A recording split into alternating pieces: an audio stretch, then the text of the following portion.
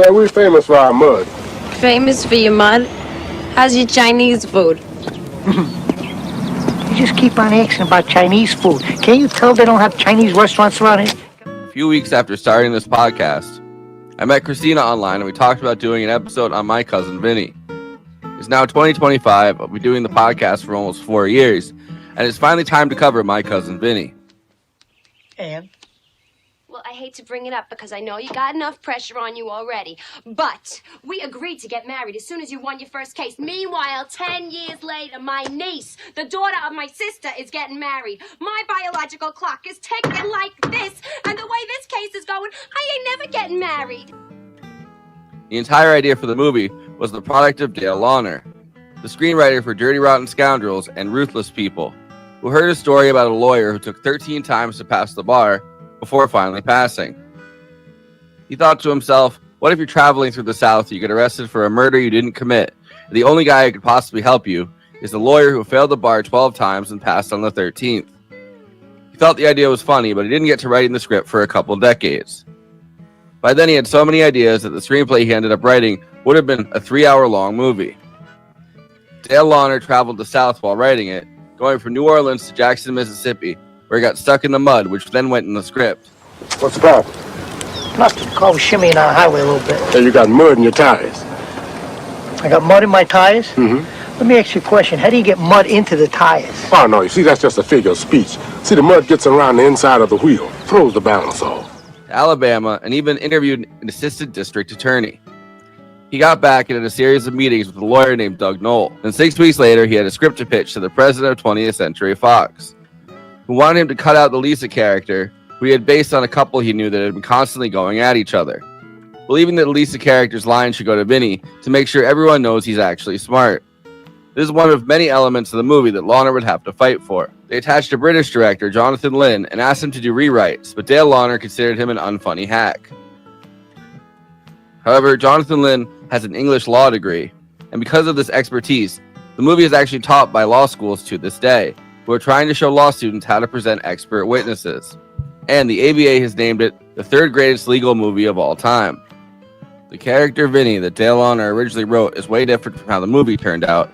Vinny is supposed to be a 220-pound former heavyweight boxer type guy, and he's even written as being dyslexic, which is why it takes so long for him to pass the bar.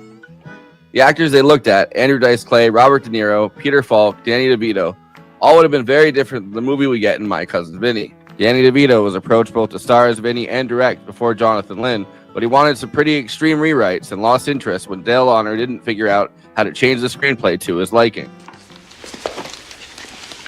He's going to show you the bricks. He'll show you they got straight sides. He'll show you how they got the right shape. He'll show them to you in a very special way, so that they appear to have everything a brick should have. But there's one thing he's not going to show you. When you look at the bricks at the right angle, they're as thin as this playing card.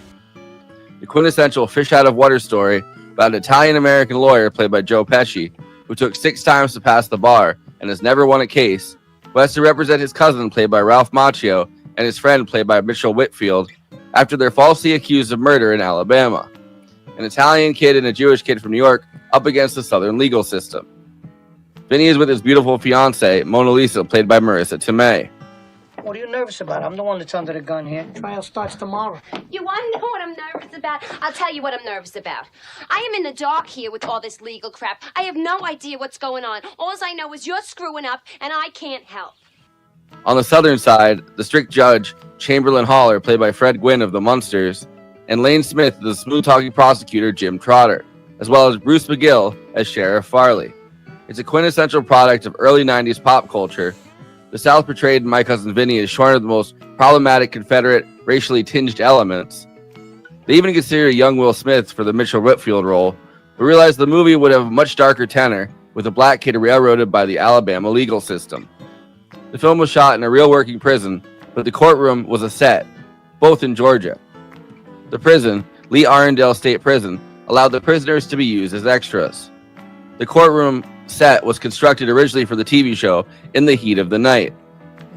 On top of being a sanitized version of stereotypes around the South, you can say the same thing about stereotypes about Italian Americans from New York. Although Joe Pesci won his famous Best Supporting Actor Oscar, in the middle of production for Goodfellas. And the Oscar goes to Joe Pesci in Goodfellas.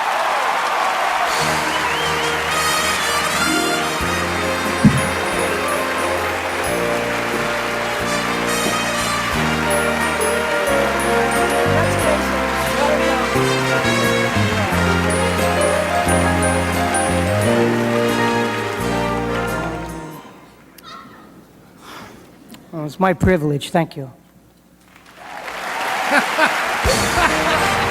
Get your heart out, There aren't Brody. explicit references to the mafia and crime. I think fish out of water comedy works best that way. The comedy is mined from things like Joe Pesci's informal dress and manner, or being unaware of what grits are, or the language differences between a southern accent and Joe Pesci saying "youths."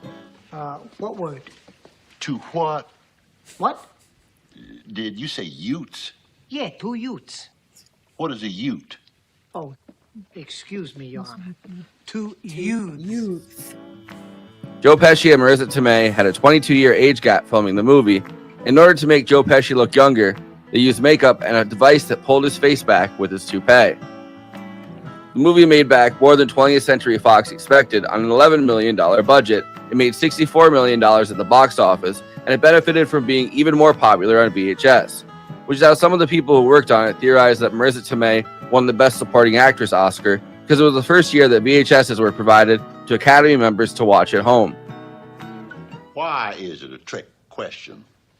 Watch this. Because Chevy didn't make a 327 in 55. The 327 didn't come out till 62. And it wasn't offered in the Bel Air with the 4-barrel carb till 64.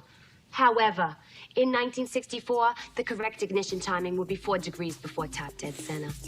Before I introduce the panel, please like this video and subscribe to the Movie Night Extravaganza YouTube channel. Then hit that bell to get notified whenever we're streaming.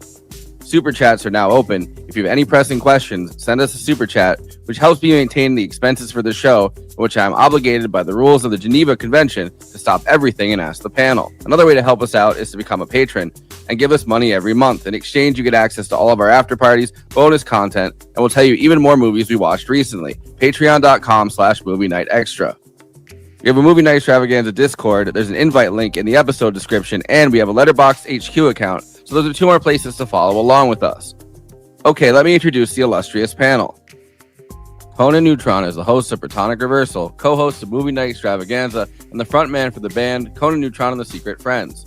You can check out his music and hopefully buy some at neutronfriends.bandcamp.com. Kristina Oakes is a co-host of Movie Night Extravaganza and a Twitch streamer. You can find her streaming at twitch.tv/Cosmopolitics. All of her social media accounts are also at Cosmopolitics. She's on Twitter, Instagram, and Blue Sky, and even occasionally on Letterboxd.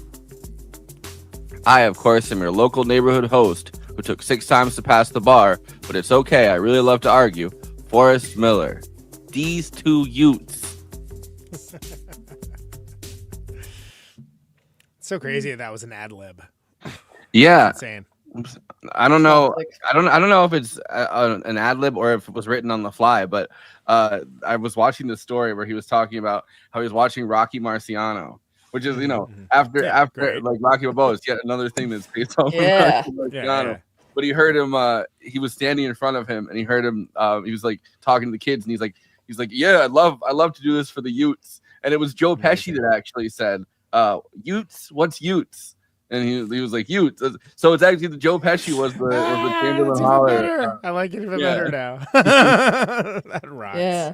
So the first time I saw this movie, well, how I got into knowing who Joe Pesci was because of the musical Jersey Boys about Frankie Found the Four Seasons. Because without Joe Pesci, Frankie Found the Four Seasons wouldn't have become a thing because he knew them. He brought Bob Gaudio, the piano player and the lyricist, on to into the group. And so he used to Tommy DeVito used to slap him around, which is who we got the name for Tommy DeVito in Goodfellas, was from his friend. Yeah. And he used to slap him around. Then as he got older, Tommy DeVito was like his assistant or whatever. And so when he became an actor, learning about that little subplot in Jersey Boys got me interested in Goodfellas, then My Cousin Vinny. And I thought Casino came out shortly after this too. I'm sure that was in there. Yeah. Just his whole filmography. I was like, this guy's so good. He's so funny too. And so when I first watched My Cousin Vinny, I was like, oh, this is like, I was like 12 seeing these movies. And I thought like, oh, this is just so funny. Marisa Tomei is just a goddess. And I haven't seen this movie in a long time. And I was like saying the lines as I was watching the movie. I'm like, God damn, I still remember all the lines from this movie. It's funny that it's mentioned that it's, is the advent of VHS. The 90s proliferation of VHS was so important to it because that's how I saw it. I remember when it came out in the theaters because 1992, grandpa over here, I was in high school. And it did not escape my awareness. In the ads, I was like, holy moly, that chick's hot. It was like, my first thought. She was like 30, not even, I think. But I didn't go out to see in the theater or anything. I was like, whatever. I don't know if I care about that. But then it was one of those things like, oh yeah, I heard that's funny. I'll check it out on video. And I thought it was great. But like, I didn't really, but it didn't have like a profound impression on me or anything. I was like, oh, that was very funny. It was cool that the guy from the Munsters was the judge. He was great. Yeah. I just enjoyed it. It was just like a movie that I enjoyed. And then like, I remember how those used to exist before people tied their entire identity into like into franchises. Yeah. And but then like it was also this is like a perennial cable movie. Like if you have cable, it's like this is it's playing everywhere. Yeah, exactly. Central, AMC, oh my god. It's that perfect little niche where it's like a PG, a movie people love that's for adults, but also is like PG or PG-13, so it could fit perfectly into that little cable niche. And you get to put a little preview of it. Where it's like the exchange with Fred Gwynne and Joe Pesci with the YOUTS line, and people are like, oh yeah, that movie rocks. Yeah, it's like, oh, there's 30. Oh, like you turn on you change the channel. Oh, there's 30 minutes left to My Cousin Vinny. Sure, I'll finish the rest of it. Why not? Why not? It's easy gets. Such a dad movie. Later, I guess I have to play the clip, but Ralph Macchio had a name for what it is, and I forget what it is, but it's like it's one of those movies where if it's on TV, even if you're like have to be in a wedding later, you have to like sit down and watch it, and you're just sucked. I'm not a letterboxed tagger like how some people are. Some people like again they base their whole identity on that, right? But I do have the tag accidental cable watch that I watched all the way through. Yeah, because there is a genre movie that's like that, where it's like I probably wouldn't have electively put this on, but it's like, oh yeah, I'll get into this for a bit, And it's funny too because this was Ralph Macchio's first movie since the failure of Karate Kid Part 3, and he was tied to that franchise, if you will, and like so. To see him still have like that baby face, and you could tell his voice was kind of changing. He was kind of putting on a bit of an accent. I was like, oh, whoa. Yeah. I was like, wait, it's the Karate Kid. I'm like, what's he? And the fact that he's playing his cousin, I'm like, yeah, Joe Pesci's just old enough to be his dad, but whatever. Well, so much of Ralph Macchio's role is just him making faces and like mugging. Yeah, you're right. Yeah, because he's a cutie. He still looks good. He'll be like praying, he looks great. Or he'll be like, oh man, like which. I want to say his friend, the Mitchell Whitfield character, Stan or whatever, like his friend was possibly going to be played by Will Smith, and because Fresh Prince of Bel-Air had just aired on TV, like that's the point in which they were making this movie, right? Like it was, I think there were 2 seasons into Fresh Prince of Bel-Air, and they were like, wow, Will Smith is really funny, maybe we should have him, but then they're like, we don't want to have like a black, like it'll change the entire We'd rather have anti-Semitism in the South instead. Yeah, well, that's way. I mean, you call me Stein. Your brain doesn't automatically do the thing where it's like if a black kid got railroaded, like that would be a deeply unpleasant thing to watch in a comedy, right? And you still get that vibe from like knowing that there's anti-Semitism there, and knowing that that's a thing, and knowing they don't really like Italians either. Like the Ku Klux Klan, they lynched Italians down south too, but it's far enough away from the real like Confederate Dixie South kind of thing, and the fact that there's like it's definitely like a post-racial South. Like no one makes any kind of like, come on, like in real life they'd probably have a lynch mob going up to the jail to like get those 2 kids out of there if they seemed like they were gonna get off. Yeah. But yeah, so I just found it interesting that that they were gonna cast Will Smith, and then they turned around and went, yeah, that's gonna really harsh the mellow of what we're trying to do here. Like, there's not a Confederate flag in this movie in sight. You know what I mean? Like, What's funny is that the actor who played Stan was on an episode of Sweet Life of Zack and Cody about like the High School Musical where Ashley Tisdale was like, I don't look like Ashley Tisdale. They're like, you don't look like Sharpay at all. And I'm looking at the guy. I'm like, wait a minute, I know this face. And I'm like, wait, wasn't he My Cousin Vinny? I'm like, oh my God, it's him. He's been in a lot of things. He had a line. I haven't seen any of them, by the way. I looked up his credits. I haven't seen any of this stuff. He looks familiar. But he had a line. He was a Teenage Mutant Ninja Turtle, apparently, in the thing. I guess I don't know. Oh. I was reading like the making of, because I was like, there's got to be one of those Rolling Stone, 30 years later making of articles, and there was. Right. And his quote was like, that was the last time I ever won out to Will Smith to get a role. Yep. That's so. But I mean, it's a strong cast, and it's interesting too. Well, it's doubly interesting is before I came down here when I was eating dinner, I threw on the Roku, which is the equivalent of the cable television, right, for the modern age, and the Munsters channel was on, and so I got to see Fred Gwynne in his full outfit. Yeah. Did you ever see the episode where he's human? That's a funny one. Right. I've seen a lot of. What? I mean, I'll be honest. You're like the plot lines. Yeah, the plot lines don't really stick with me that much. I generally prefer the Addams Family. The Munsters are good. Yeah, it's a solid show, solid genre show. But it's interesting seeing like Fred Gwynne's later career because he's so huge. He's such a big dude. Pet Sematary. Pet Sematary is great, but that's not where I'm going with this. He's such a big dude. Joe Pesci is not. So then, like, it's like the physical comedy thing of just him being like in the judge's position, which is already elevated, and also like a big dude. And then you have Joe Pesci in his like ridiculous little Colonel Sanders outfit. Great. It's physical comedy at its best. Yeah. Which they cast Fred Gwynne, and everyone was like Munsters. So like he got Car 54. Where are you too? I mean, that was a pretty show. Yeah. But he was on the stand, and he started talking in the Herman Munster voice, and they had to cut, like, what are you doing? And he's like, oh, I thought you guys wanted me to like, do that. Yeah. And then they're like, no, can you do like a southern accent? That's funny. I know he was like a cartoonist or something too at the National Lampoon, is my understanding. He had a very interesting career. I know Car 54 because Nick and I used to play it like ad nauseum, where it's just like, all right, so they're cops and this is the show, huh? Okay. Yeah.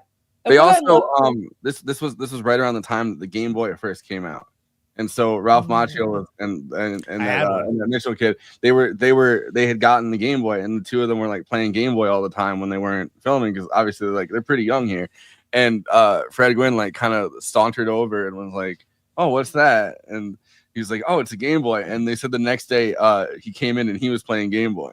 So he got a Game Boy in the middle of filming too. And every day he would just be playing his Game Boy in between shots. I mean, again, there's three roles he's known for is, of course, in the Munsters, in Pet Sematary, My Cousin Vinny. But what's interesting too is like, when you think of Boomers know Car 54 though. Boomers love Car 54. Yeah. But when you think of like songs that try to spoof like, that sound like surfer rock, they always sound like the Munsters theme song. Like look at absolutely. Along. Yeah. Like, no, it's all there's bands that chase that entire sound for sure. You're right. Yeah. Legendary.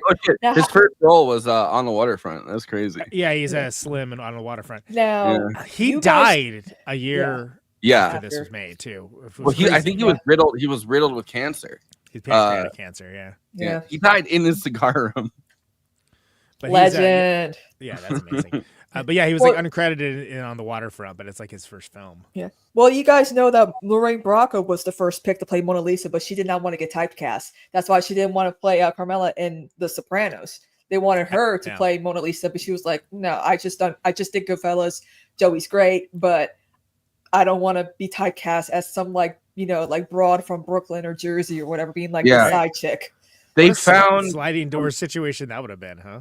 Yeah. I'm trying to remember what director it was, but they found her playing like a flapper. She had like a short scene in a movie right before this as like a flapper. Like that was one of her first movies. And then she was cast in a Spike Lee movie, and then she was cast in this. And apparently she wanted to take the Spike Lee movie. She was like, my career will be so much better suited, Marisa Tomei, by being in a Spike Lee movie than it would being in like, whatever comedy this is. And they're like, no, this is like this is like a big deal. Like, you know, this will be a big deal. I think, like, even if because a lot of people are going to see it, whether or not, you know. Yep. And so she And finally won an went, Oscar. she finally went, oh, all right, I'll be in this, and then it, you know, it won her an Oscar. Yeah, the rest is history. Aunt May, what? Yeah, well, I think it's funny too that people are so mad about it too, and it has the because unique it's comedy.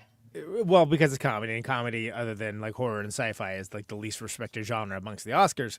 But it also was like it was a strange case where all the nominees were international. Like everybody was like in the presentation. I think it was Clint Eastwood. It was like trying to kind of like.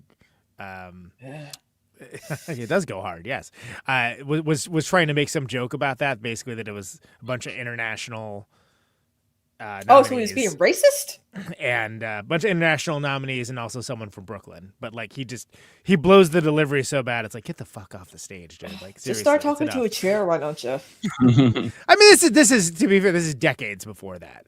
And also like, well, no, but like but still, like this is Unforgiven came out that same year, which is an objectively good Western action movie that you can't just erase everything that the guy did just because he's an a-hole. Like now, I mean, like it's Gene Hackman, dearly departed, like was amazing in that. Morgan Freeman, I mean.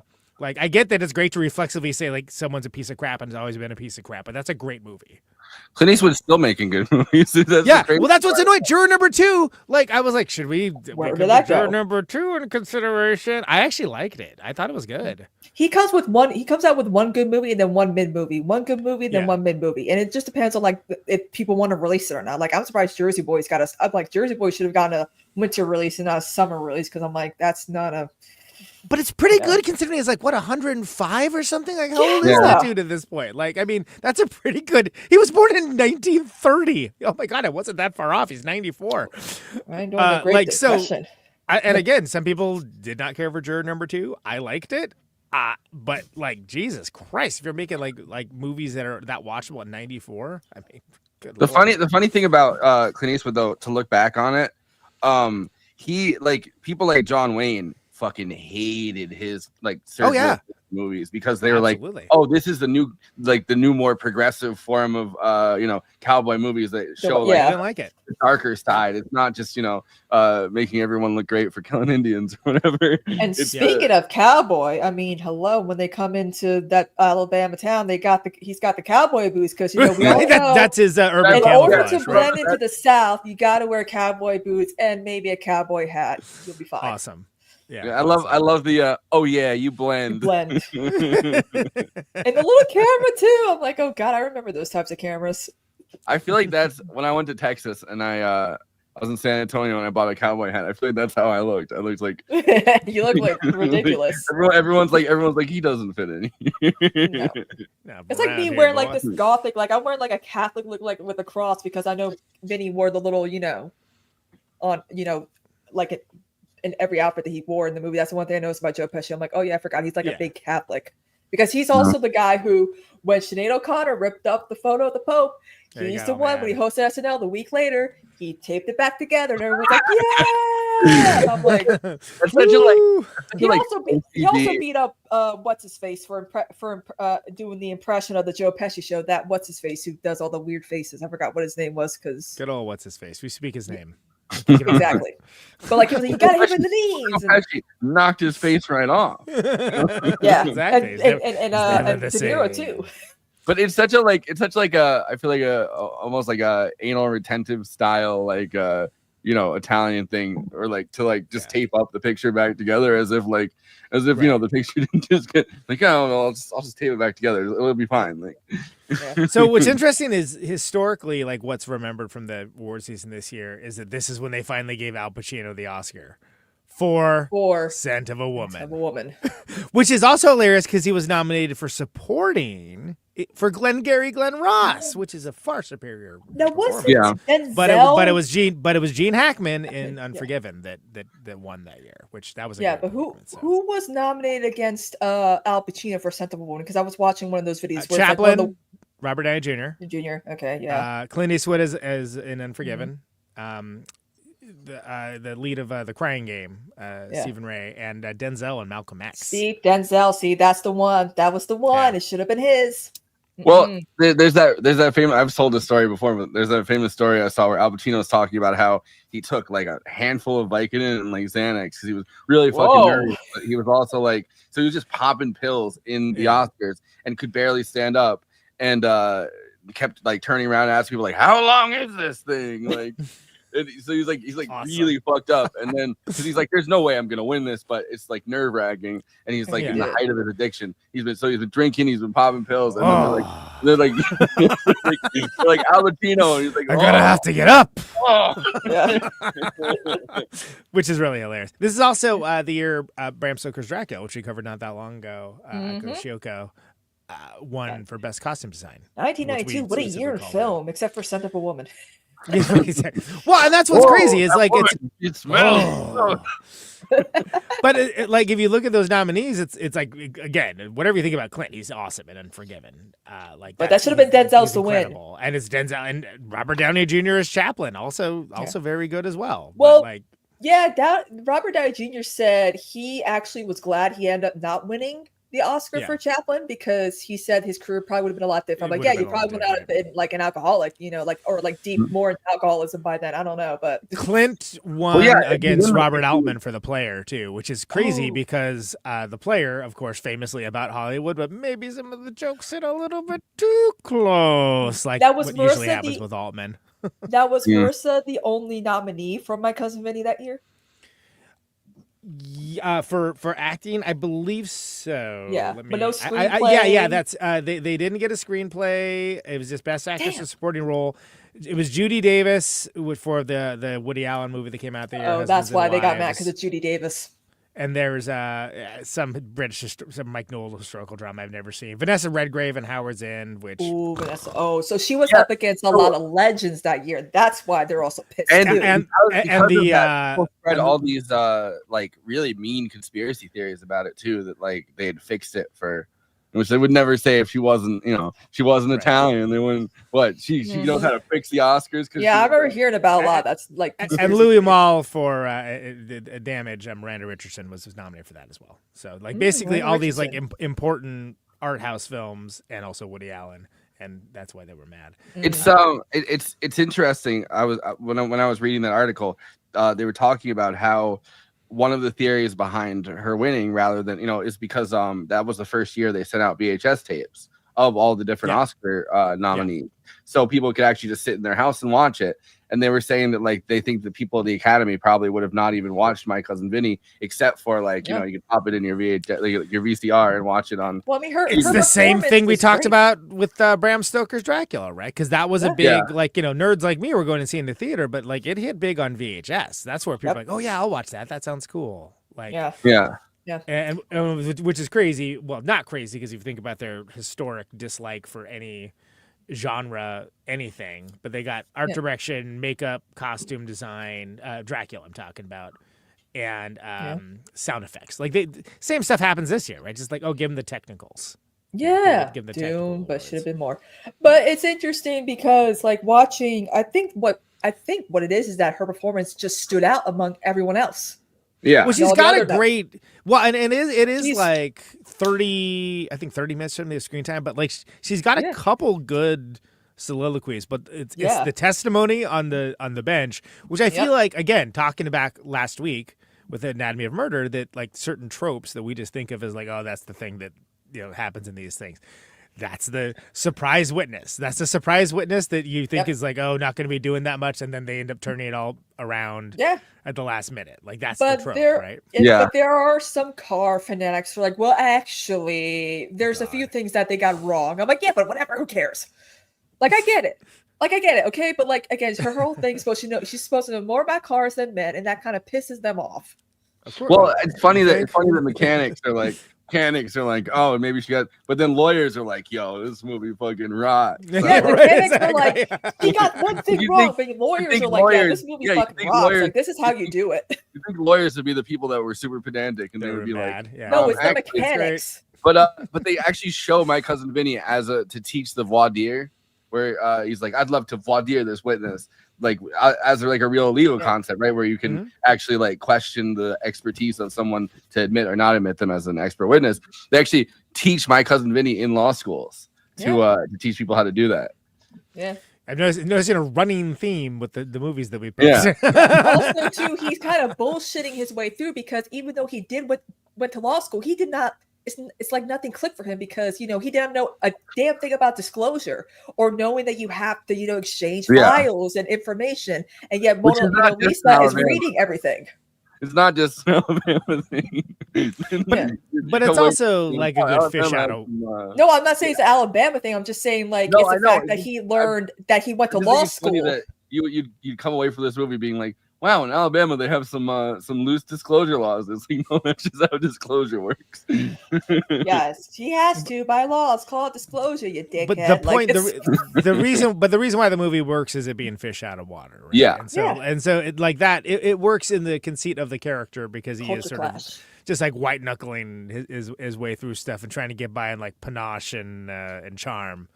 Such as it is, which of course is completely wasted on Fred Gwynne's character, who is having none of it from second one, and that's what is so funny. There's an inherent, I mean, obviously, I think everyone knows this is true, but there's like an inherent thing where people in the South obviously assume that people in the North, like Yankees, are going to, judge them in certain ways, and it's like, oh, there's a certain informality to the law, and he's like, not in my courtroom, there isn't, which I don't think that's stereotype. I've never heard like if anything, they're overly formal to the point where they'll throw you in prison and execute you on a technicality. I'll do the class. But that kind of that like almost like inferiority complex that people have down south in roles like that. Well, it's like an overcorrection due to perceived arrogance. Yeah. Yeah, which in some cases is rightly justified. There's a lot of smug people in the North, don't get me wrong, but it's well personified. What's that? And then it's Chekhov's grits because that shows up later when he's doing this question. Are you sure about that 5 minutes? Are you sure about that 5 minutes? There's like grits? And he's like, It sounds like Chekhov's Grift, one of the new songs in Conan Neutron, The Secret Friends, The Way of the Neutron, by the way. But okay. Chekhov's Grits. It works really well because I think the fish out of water thing is, number one, they can't play to the lowest common denominator stereotypes, right? Like, right. And that's why it works here. And then on top of that, you have to give it as good as you take it. In stories like this, and those two things, and I think it also works because I don't believe that the writer Dale Launer, I think he's from California. I don't think he's a New Yorker from either place.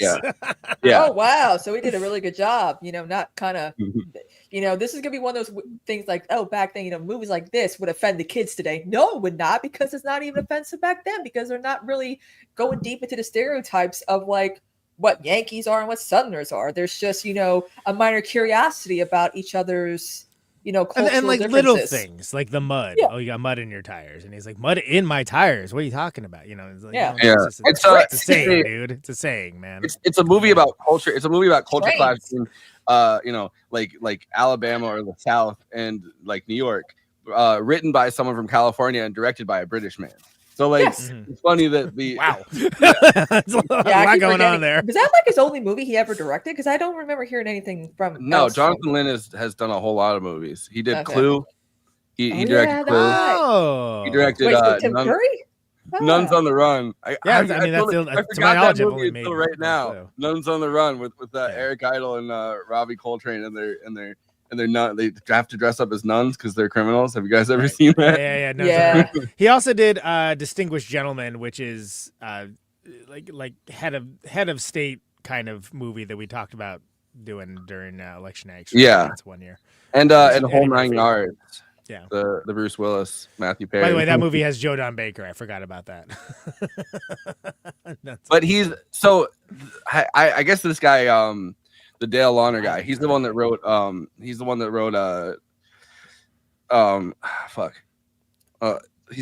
He wrote Dirty Rotten Scoundrels, Ruthless People, Blind Date, and those are like his other movies that he's written. And then and Love Potion #9. And he with Sandra Bullock. He was the one that so he really didn't like the British director that they hired, and he spent like all of his time talking shit about him since then, like being like, oh, he has a hack sense of humor, because I guess what happened is he wrote what would be a 3-hour script, because he had so many ideas because it had been percolating for like decades in his mind. So they hired the British guy to like cut down his thing and add jokes and stuff. And he's like, oh, he hacked up my script. He's a hack guy. His sense of humor is goofy. Like he's been talking shit about him for the last 3 decades. And yet the movie is a success and beloved classic. Okay, you can shut up now, dude. Like, Yeah. I didn't realize he did Clue. That was a I love Clue. pretty groundbreaking movie. In a number of ways. I mean, I think the last time we talked about was when we did Knives Out, right? We did a Glass Onion, but we still we gotta do a game to. But then again, a lot of them are hit or miss. But I do Battleship. Yeah, that's one of the great ones. I like Clue. I haven't seen it since I was a kid though. Clue's good. Yeah. I rewatched Dirty Rotten Scoundrels for the first time since I was a kid. They made that into a musical, and I know they did, and they remade it. Stuff. Boom, boom. I love that song. But they have to change so the same guy that did the filmmaking, like the cinematography for Dirty Rotten Scoundrels, was Michael Ballhaus. So we talked about when we did Bram Stoker's Dracula. He did Bram Stoker's Dracula. He did World on a Wire. He did like all. Yeah, that dude's everywhere, man. Yeah, like we've covered like tons of movies that guy's done. That's hilarious. Yep. Wow. I love the scenes between Stan and God, I forgot what's Ralph Macchio. Yeah, what's Ralph Macchio's character again? I forgot. Oh, Billy, right? Or yeah, Billy. Billy. Yeah, Billy. I love every time they have like they do like a disagreement about Vinny's capabilities of being a lawyer. It always cuts to a scene where he actually proves the argument that Billy makes. Right. Like their arguments, like they live to argue. I'm like, yeah, that was always my parents. They could make an argument about anything, like a leaky faucet. She's like, here's the deal here. This is what's happening. It's so, I mean, just everything about like it's just so clever. Like the editing. And to give a shout out to Austin Pendleton, who's like the court-appointed public defender who just is like, oh, this guy's gonna be way better. It's like, oh, he's got a speech there. He's got a speech which, issue. by the way, he didn't want to do. He was in other Jonathan Lim movies. He didn't want to do this because as a kid he had a speech impediment, and he said the process of doing those speech impediment scenes actually like brought him mentally back, like traumatized him because it brought him psychologically back to being a kid. And nobody knew about that until afterwards. He was like deeply upset by his experience doing it. But like, it's a memorable scene. He was very good friends with the British director Jonathan Lynn. And that guy is in like he's like the Muppet movie and like everything. I remember 2 Days in the Valley. One movie I watched him and he played like a really psychotic neighbor of Juliette Lewis, where he was like putting like maggots in her. It was a weird like thriller movie. Like it was really interesting. I like he's a good that guy. Yeah, actor, Neighbor though. on the 7th Floor or whatever it's called. It was an interesting movie. He's also a huge Broadway actor. Yeah. He's a stage dude. I think he like got a Tony for like directing or something too. Like he's a pretty distinguished guy. Yeah. But I just love that like the whole time he's like, oh yeah, this guy's and gonna be way better. The jury's just it's so great. It's such a it's such a just like, oh, I wonder how that's gonna work out. It's like not great as it turns out. Not great. See, Billy was right. I love the I love when he's like, you did not have your medically necessary reading glasses, and he's like, or your medically necessary glasses, like they're reading glasses, and he goes, he's like, oh, that witness was tough. yeah, exactly. I mean, her little camera does come in handy too, but like it's just I like how he progressively gets better. Like he starts becoming more aware of how serious the case is because they're two dudes from New York, and they could get the electric chair for killing a good old boy, and he like, of course, Lisa, she's reading that book about like law and all that in the case a lot faster than he is. Of course, she's picking up on things. He doesn't want her reading it. She's like, well, I could be helpful. Yeah, which originally, I guess the line that he had written, that Dale Lerner had written was like, I'm a little dyslexic when he gets the book or whatever. So like he actually, which makes sense why he took 6 times to pass the. I think that would have been another thing that kind of takes you out of it. You're like, I don't think Vinny became passionate as a lawyer until he won that case. Like his whole thing is it's a little prideful too, right? He wants to do it on his own terms. He wants to do it on his own. He doesn't want help, et cetera, et cetera. But like, I think it would make him too sympathetic if you're like, oh, this dude's dyslexic too. You know. Yeah, it doesn't. It doesn't make him as funny, especially with all the guys who are trying to, who try to prove him wrong, like with over the $200 situation. He's like, "I'll beat your ass." Yeah, they don't, and they exactly. underestimate him. I'm like, That's a great recurring bit too. How like first time was like, all right, show me the money, and he's like, I know it's not 20s with a bunch of ones with a 20 bucks on it. He's like, that's so good, and he's like, all right, you got me. And then he's like, I got it. And he's like, wham, no did time, you fall at your knockout. place or someone else's place? My place. Shit. Yeah, the personal injury lawyer. Yeah, but that's just a good recurring bit. Mother apparently was the one that gave Roger Ailes his first acting lessons. Wait, what? That's crazy. Who it is? Austin Pendleton, the guy. That was his mother apparently was the one that gave Roger Ailes his first acting lessons. All right. Oh Lord. Created a villain. Oh yeah. Inadvertent villain origin story. Yeah. This movie is a whole series of recurring bits that just work and blend well together. One thing that I kind of feel very I think everybody does feel kind of cringy whenever there's like rape jokes in older movies about like being in prison or whatever. But I think the only movie I think that it really works is here, because he gets convinced that Joe Lost Pesci in translation type of situation is the guy that's gonna come rape him, and then so he's like, well, they're not gonna put anybody else in here with us, and then he wakes up or whatever, and Joe Pesci's in there, and he's like, but every line has to be like a perfect lost in translation line where he's like, I'm not, he's like what? I'm not gonna jerk you off or anything or whatever. Like, it's either here or then. You're getting fucked one way or the other. And he's like, oh God. But I'm like, did they just let him, especially with the guard? He's like, we got someone here for you. I'm like, well, that's not. Well, they let them film the in the prison. Yeah, so like, I guess it's kind of a chill prison. Yeah. Imagine they're like, oh, we're shooting a comedy in here. Don't. And it's free on Tubi right now. No, it's not. They got rid of it on TV. No, it's not on Tubi. Well, it's on Hulu. Just got rid of it. I saw it on Hulu last night. So yeah, that's yes, Hulu. It's also on Roku, but like, it's all over. It's everywhere it need to be. I love how they have to constantly change hotels because Vinny cannot sleep. But once he's finally able to sleep in the prison. When he's being held for contempt in the prison, that's when he gets a good. Everyone's like beating each other. There's like a riot going on. He's like, yeah, that's a great recurring bit too. Hey, right? Like, like part of his lack of sleep is like, he's stressed, and he's fed up, and he's finally getting into his groove, and that's when he gets a good night's sleep. Yep. Yeah. She's like, I'll bail you out. He's like, no, maybe I'll get some sleep tonight. I'm doing good. That's a good pretty chill. Like, I can't imagine. Like, I don't know. Also, it's weird seeing Joe Pesci like in the South with a gun and nothing but his boxers and a leather jacket and tennis shoes. Like, what the? When they're out in the cabin, like he hears like the owl. What the fuck is that? Why he starts shooting the gun. I mean, that's great. Anytime you get somebody go out in the car and she's like, "Oh, the nice stars. It's romantic." He's like, "I don't see no stars," and then a storm starts. That's one of the reasons when a friend of the show, Jared Skolnick, that Woodfellas screenplay is writing. Like, I hope that there's a like Joe Pesci shooting the gun because he hears an owl sort of like scene in there, because that's gold to me. Yeah. That's never not funny. Well, that's a great fish out of water. Whenever you have like friends from the city or whatever, right, and they come up to like stay somewhere, because I mean, I live in like a small, like more rural than like New York City, like 90 miles away, right? Like even there, like you don't realize until you go somewhere even farther, like north or like farther south, where it's like the middle of nowhere, how much noise there really is when there's no noise, right? Like the less background noise there is, the more everything sticks out, and it's like. Oh, and a super chat correction. Pony Boy was C. Thomas Howell. Roth Macchio was Johnny K, the one who died in the fire in The Outsiders. Right. There you go.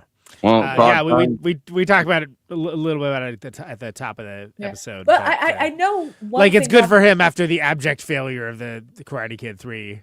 Like it was. I mean, it took a while for him to get back on his feet, but the one thing Roth Macchio said was like it was just incredible working with Joe Pesci. Like it was one of like the greatest experience he's ever had as an actor. I like the scene where he has to explain his real name. He knocks over the chessboard. That was like completely by accident, but like Gallo. But yeah, exactly. But the director was like, no, that's great. We're keeping that. Like, Yeah, because 'cause it's you just can't such hear a it like, at first. oh no, like what did you do? Like situation, you know.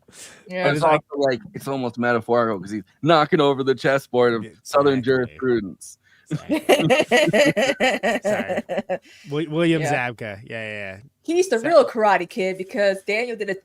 Whatever. I'm not gonna. It's an rehash illegal that. kick. Cobra Kai rules so Yeah. hard, especially early Cobra Kai. It's Yeah. so good. Also, I keep forgetting, like Ralph Macchio, of course, he's got the baby face. He was like in his early 30s when he did this movie.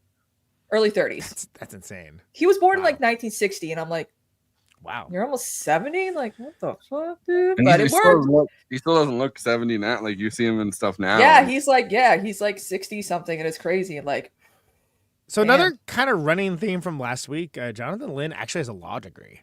yeah. Yeah. And so like one of the reasons why An that English this is law like, degree too, which is like sure, you know, yeah, it's yeah. different. No, stop. But one of the reasons why this is like taught in law schools is because he wanted all the legal proceedings to be realistic, and Yeah. and apparently in regards to like expert witnesses, especially, it's usually highlighted that this is like a good usage Also- of expert witnesses. yeah, and also Lane Smith, who played like the prosecutor. He's another that guy actor who's known for playing like lawyer types as well. I've seen him in films before. Right. I'm like, oh, Yeah. he's a lawyer in this. I feel like he has just enough sleazy like scumbagness to his character that you're like, oh, that guy, but not enough that he like comes off as like a Villainous. despotically evil He takes character. the L Right? in Like the end. He takes the L. he takes the L, but like I don't know, like He's like this though. with He's like, with the South, right? Like I feel like so many things about this could go dark so fast, and I feel like he plays it just perfect enough that he's like, oh, this guy's like an asshole, but Yeah, like at the end of it, Yeah. he's like shaking his hand and he's like, hey, if you ever want to come back here, like, yeah. he's like, no, if I stay here, I think I'll never leave. And I'm like, yeah, I agree with you. I wouldn't want to stay in Alabama. You kidding me? So this goes back to the owl screech, but apparently the eastern screech owl in the scene in the woods was a real owl that had yeah, a little bit you of prior see it, training. yeah. But like they got it to do what they need to do by giving it little pieces of beef. And then like when he shoots off the gun, it's an honest reaction too. He's like- and so that's why it like looks so awesome because the owl was like, whoa, like freaking out basically. That's so funny. But it's also like he can't just shoot once. Like he goes, bam, bam, No, bam. that's what I love about it. He's multiple Yeah. shots in no specific direction. Like that's great. That's perfect. That's exactly the kind of behavior you get out of someone that's like completely exhausted and freaked out, right? You're not Yeah. gonna be like, And who doesn't calm really and know collected. much about the wilderness? I mean, outside Yeah, the Pine right. Barrens, the Northerners don't really know much about the great outdoors besides maybe going to the shore or. Well, there's a lot of. I mean, maybe in New Jersey, there's a lot of wilderness up Yeah. here, but like definitely not someone that's never left Brooklyn, right? Like the implication Yeah. behind the entire Joe Pesci character is like this is a guy that's probably never left Brooklyn. Like his law school's in Brooklyn, he got Yeah. a traffic ticket in Brooklyn, and then decides like Yeah. you have to like assume that he's probably not I'm left. going to stick it to the man and become a lawyer. Yeah. By the way, Lane Smith, one of the first movies he was in, I guess it's like a decade after he started his acting career, but he'd only had a few roles. Network. Huh. It all ties back to network, yeah, it's all connected, people. That's right. Yeah. Yeah. He's Robert McDonough. He's that's right. I should Yeah. know. That's like one of my favorite movies. I remembered him from somewhere, but Yeah. the I like that Joe Pesci like won the Academy Award for Goodfellas and then like came back to finish making the movie. I was Yeah. like, hey, everybody, Yep. check out my Oscar. Yeah. Yeah. Which this So is great. also when Joe Pesci was really struggling, I think, with fame and like Yeah. being as big time of a guy as he had That's suddenly why I become. was shocked that he did SNL. Like, Yeah, well, also too, his fame after Casino, like he really had it big in the 80s or the mid 90s, but then he did a few films that were not that great, like one with oh god, he supported Bernie Sanders. He's an actor. Danny, oh god, what was his name? Danny Glover. He did a movie, Danny Glover, yeah. called Gone Fishing, and it was a terrible movie. I was gonna say there's no way you've forgotten the name Danny DeVito. No. But they did like a movie together called Gone Fishing. It was a complete utter flop. They played like two dumb characters who retired to go fishing somewheres or whatever. And it was, the beginning of the end of his career until like Scorsese would be like, hey, you want to play a role in my movie? Like, Yeah. Well, he had so he was really struggling with like, I mean, because he clearly has like anger issues and he channels that really well into his roles, but like clearly that is part of his whole thing. Yeah. So, Yeah. like in reading that article about the making of, which I'll link to in the Rolling Stone article in the description, but part of that is that he would like corner the fucking British guy because he knows that, like, you know, that British director, like, it's not like he's like a high up guy, like he's not like Scorsese or something, right? And he would just lay into him and like scream at him, like curse him out, all this stuff, and people were like, look, there was a lot going on during the filming of this, because I think Joe Pesci really put a lot of himself into this movie, like yeah. Well, he does that with like most of his. I mean, even Home Alone, like they're like, you can't cuss, so he's like, and then he bit like Macaulay Culkin's like, I still got a scar from when Joe Pesci bit me on the finger, like at the end of the movie. Like he was good, and like he was like an everybody actor. Like you could be a kid, even an adult, and watch Home Alone, Home Alone 2. Like that's great. You could be an adult and watch his Scorsese films. Like he had something for everyone. Yeah. Well, sorry. So we might definitely get flagged for this, but I don't care. I have I'll cut it out, I guess, if we do. But this is an interview with Joe Pesci around the time of like. Is it with our favorite? No. No, it's not. It's been a while. I think she did interview him at one point, but no. So this is the story about the YOUTS, and he also talks about like the making of this. Oh my God, I couldn't cuss it from When Tommy was going off at Ray Liotta in the movie, I would have probably been the guy to say, yeah, oh, you didn't mean it that way, you know. I would have probably been the guy trying to lighten the situation. Well, I don't think he meant funny that way. I mean, he's funny. Hey, we're all funny. I would have found a way to try to lighten it, I think. My Cousin Vinny. Any story connected with the making of that? Anything that jumps to mind? When I say the title, what do you think of? So cool. Well, we shot that down south, and it was a lot of fun going down south. There's always a thing between Northerners and Southerners, But the people were nice, and it's just funny that they would come up in the middle of they'd walk right in the middle of the scene and say, "What y'all filming?" And I said, "What? What y'all filming?" Filming. And I'd say, "What? I'm sorry, I don't understand you." Filming. What you filming? I'm sorry, but you have to bring in an interpreter sometimes, because we were in some small towns. And I had a lot of laughs with people. I played golf all the time. We were staying on a country club. So I had a good time down there. It was just a lot of fun. I had a lot of fun making that movie. I mean, to me, I like light comedy like that. I just had a real good time questioning the people on the stand, trapping them. I just had a good time with it. I really liked it. In a film like that, how much are you permitted, and I realize it probably varies from director to director, how much are you permitted to ad-lib, embellish it, and how much is off the script?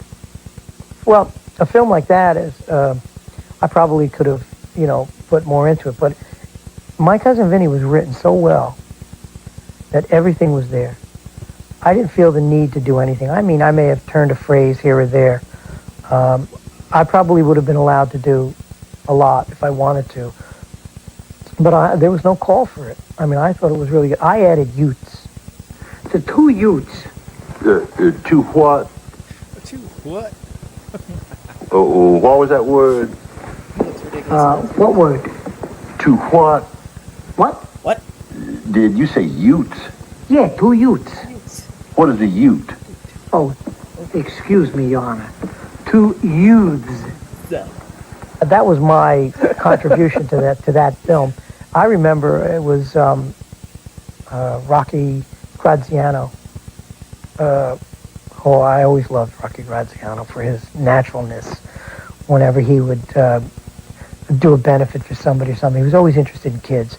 And I remember him saying he kept his accent intact, and he was really a sweet guy. And he was setting up something for kids. And I remember he was giving a speech. And I was watching something, and he said, "You youths." He started off with, "You youths." "You youths out there." And I turned to somebody and said, "Did he say youths?" And he repeated it a couple of times. "I'm there for youths. Anytime the youths are there, I want to help the youths." That rules so hard. Yeah, it also too like he seems very laid, like he seems like a very laid back guy, which is the type of person you want to watch out for that might have anger issues or whatever. But like you can tell his accent's more relaxed and like he probably puts more emphasis on the accent, even though he did grow up, old school, up in Jersey City or whatever, not Jersey City, but like Newark and Belleville.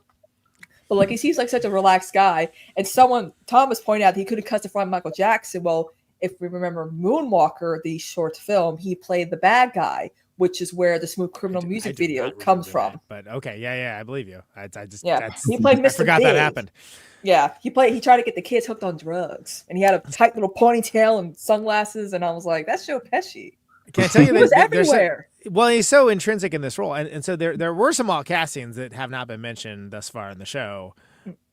So first of all, Robert De Niro. Which is sort of like, that's just like, okay, what's this leading man? He's Italian, all right, fine. Danny DeVito. Yeah, they were gonna hire him to both star in and direct. It would have been a movie directed. But he also was doing Batman, right? At that time, yeah, it would have been Batman Returns. Peter Falk. Which would have been awesome, but very different. It would have been very, very funny to have Peter Falk and then Marisa Tomei at that age. You know what I mean? Like, that's as funny as like the 20-year differences here. Like Peter Falk would have been like no amount of face tape would do him justice. I mean, even as a young man, Peter Falk had that odd eye. It's a whole thing. I love the man, but John Lovitz. I mean, but I would have been pissed if they had John Lovitz playing an Italian. Stay in your lane. Stay in your ethnic lane. Jim Belushi. Yeah, and like people have talked about like Jim Belushi's like career could have been way different if he had a movie like this under his belt. Yeah. You know what and I mean? Not according to Jim. Yeah. But the best one, and this was actually it was promised to him first. Andrew Dice Clay. Yeah, because Fort Fairline bombed so bad that they wanted like nothing to do with them, basically. Yeah. Well, so the way that the script was originally written, which I put a little bit of in the intro, but to like expound on it, it was written that Vinny was supposed to be like this 220 to 240 pound kind of heavyweight, like jacked kind of physical heavyweight character. Yeah. Which then is really funny that they thought about having Danny DeVito start. It's like, okay. Right, exactly. Yeah. I'm thinking of Bowser from Shut Up for some reason. Yeah, so they actually really worked towards having Andrew Dice Clay in it, and eventually I think he was the one that tapped out. But that was their original thought because they're like this is kind of a guy that fits in the description of what's written on the page, and they weren't thinking about Joe Pesci for a comedy. But he just Home Alone and Home Alone 2 came out in the same year, so I mean Joe Pesci was crushing it at that point. Yeah. But it's really interesting different John Lovitz than the Pod Save America one. That's a different John. But I think I can't rag on Lovitz and give the Dice Man a pass. I'm just saying I'm not ragging on anyone. I'm just saying that's a very different movie in every case that was mentioned. Very different movie. Yeah. And I think that's worth noting. There are these really funny there's these really funny videos. I don't know if they're on tour. Folly Moving Extravaganza on YouTube. YouTube. Thanks, Stevie. That's a good one. I'm screenshotting it. So screenshot that. Screenshot this. No, there's by the way, like I don't know if they're on tour or what the fuck the deal is, but Andrew Dice Clay and John Lovitz have like these videos that they've been putting up together that I thought were very funny, where Andrew Dice Clay just has his camera on him, like on John Lovitz, and he's just fucking with him. He's like, order my Starbucks. That's great. I think that this is this is it's an interesting movie. Like we don't get movies like this, I think, these days. Like I think if they do, they try to make it elevated. Right, they try to be like profound, and it's like what I like about this movie is that it isn't profound. Like it's a solid fish out of water judicial procedural that is got strong characters and funny dialogue and situations. Not that hard, people. I mean, the whole the court scenes where he's finally getting his shit together and he's actually using like, how many fingers am I holding up? And he's like, let the record show, counselor's holding. He's like, Your Honor, please, I'm trying to make a point. Like, I'm like, yeah, why you're not supposed. It's talking to the witness. Hush, judge. He's like, now, Mrs. Whoever, and only Mrs. Whoever. like, it's like that's a great. I think that part was. It's funny also, like looking at like Dirty Rotten Scoundrels, which I mean, not to say that it's profound, but like there's so many plots on plots on plots on schemes on schemes on schemes. By the end of that movie, it's like it ties your brain in knots. And this is like a much easier comedy to digest. I feel like. Yeah, so you don't have to follow. Yeah, it's a very different kind of like Dirty Rotten Scoundrels is like, okay, so it's going to be really heady and complicated. It's like a comedy Spanish Prisoner, and I mean that as a compliment. Yeah. But like, I think with this, it's one of the reasons why it appealed to people. Because think about the other things. Because I went over the Oscar nominations, right? This by the way, most nominations that were not Unforgiven, which ended up winning, Howard's End. Right, Howard's End is like the big James Ivory historical romantic drama. It was basically what I'm getting at is there was a lot of like very quote unquote serious cinema. It was the Crying Game year. Yeah, right? We probably canceled each other out at some point. Few Good Men. Like it's you can't handle the truth. Wait, another lawyer, another court procedure type of movie? There was a lot of like quote unquote important cinema flying around that some of it has aged better than others, and some of it was never good in the first place, if you ask me. I mean, it's the Malcolm X year too, right? Like, and it's also the Malcolm X year, right? So bad about that one. But it's also it's interesting that there was such a backlash against it because it was like seen as like a popcorn movie or something, right? It was like, oh, this is just like a popcorn movie. Oh, speaking of popcorn, Demi Moore, who was in A Few Good Men, right? Yeah, that's right. Yep. Was that a popcorn movie? Wow, they made A Few Good Men woke by putting a woman in it. A Few Good Men and one. Never mind. Yeah, so Jack Nicholson lost that year to Gene Hackman in Unforgiven as well, and they lost for best sound and best film editing. But it was crazy year because it's also the Bram Stoker's Dracula year, right? So it was either this high, overly precious profundity or attempted profundity, or something that had like hit him on the limbic system, like Bram Stoker's Dracula or My Cousin Vinny. Yeah. It was the year of like very like, some of these films were very, very similar. Then you had like, a horror and a comedy coming out and you're like, what? Like, well, and we talked about it. I don't know if we canonize that episode officially, but when we talked about the player Forrest, remember we were talking about like Altman just like, it's hit a little too close to home. Yeah. Like he was a little too accurate at how Hollywood works. That's sort of like in the same way May December. Right, was like people like just think this smart ass. If and we've learned recently, Neon and A24, they're not in competition. They're like if Netflix keeps buying out these movies, they're not going to have a chance at awards like May December, for instance. May December, it's a Rebel Ridge could have been huge in theaters if they put it in there. Like it was really one of the best action movie that wasn't called Thelma that came out last year. I have some bad news for you, though, Conan, because next Oscars is going to be The Rock versus Timothée, which Safdie brothers going to have the best film. I swear to God, if it's The Rock, I'm going to...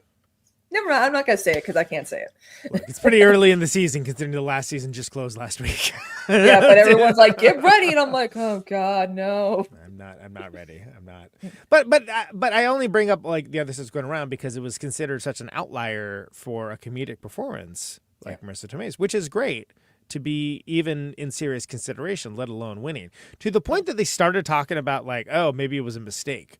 Maybe Jack Palance made a mistake when he read it off, which again actually did happen years later. But that was they were that convinced. Even though if you listen to the audience reaction, if you watch the footage, like she absolutely gets the biggest cheer. Like it was wild. Popular. But everybody was like not. She's the youngest one, She's Jack Palance was in City Slickers that year as well. I think if I remember right.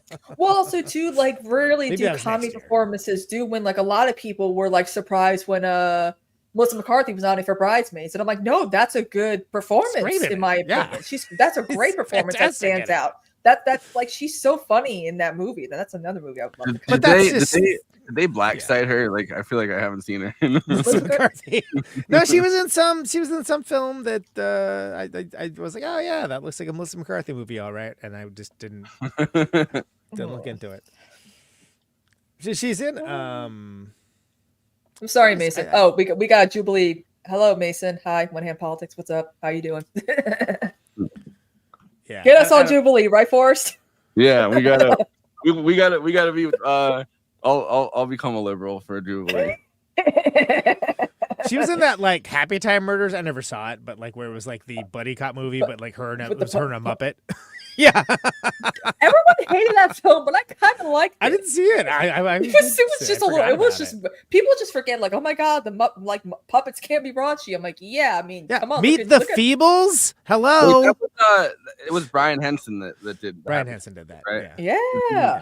Like, oh, we're gonna make puppets, do raunchy shit, which a bunch of people have already done, but I think because he had Henson. Hello, remember his father's original concept of Kermit the Frog? Do we have to show those again?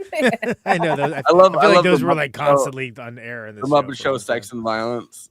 Yeah, exactly. That's right. Yeah. Now, were there any other considerations outside of Lorraine Bracco for Mona Lisa though? Like it was just her.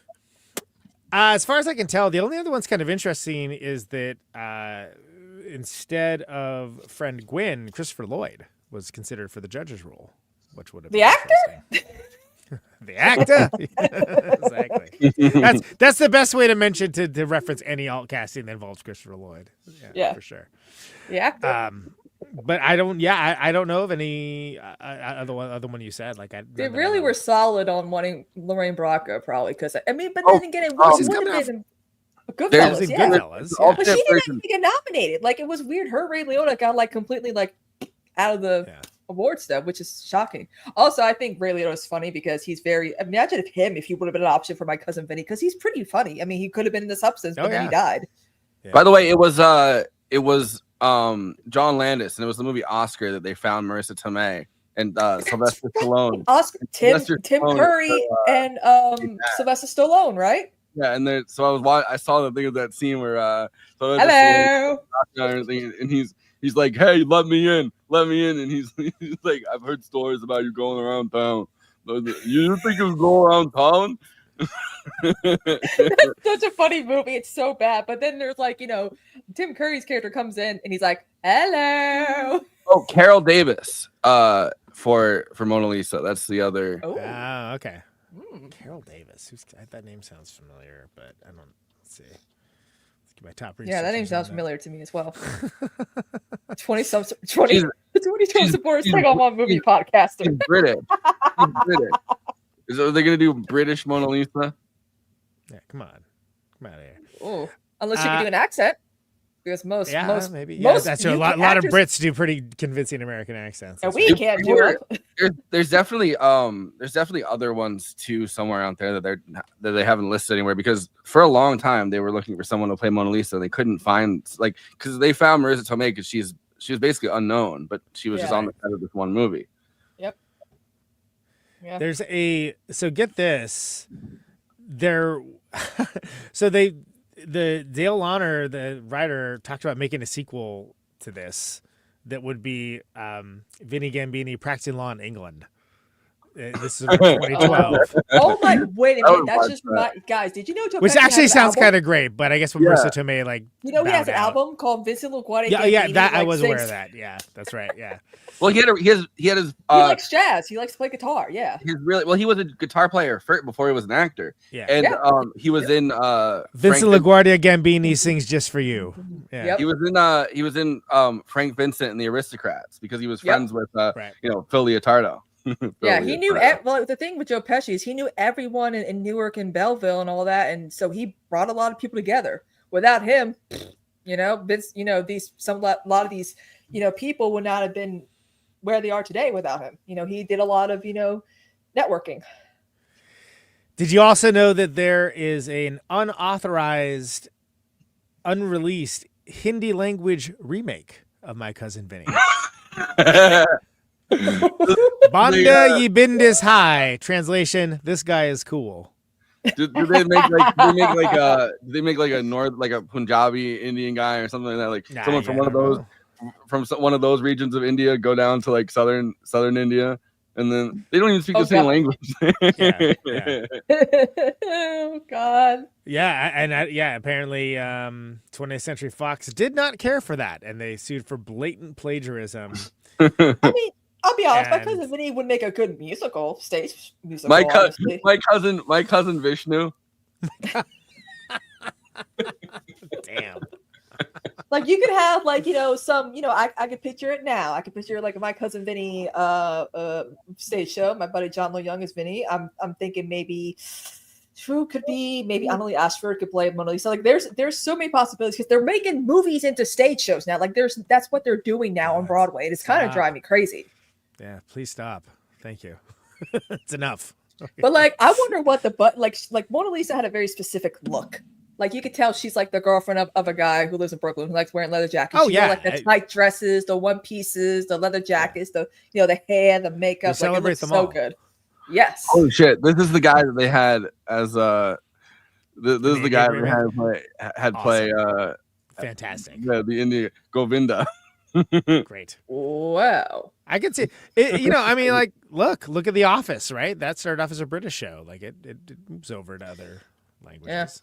Yeah. I mean, Australia has its own version now too. I think. Yeah, well, also too, like the mockumentary style is still happening. They got one about like a medical hospital going, and it's a hit too. Like people still want those types of stories because they're just funny and very realistic. That's why Abbott Elementary is still such a success.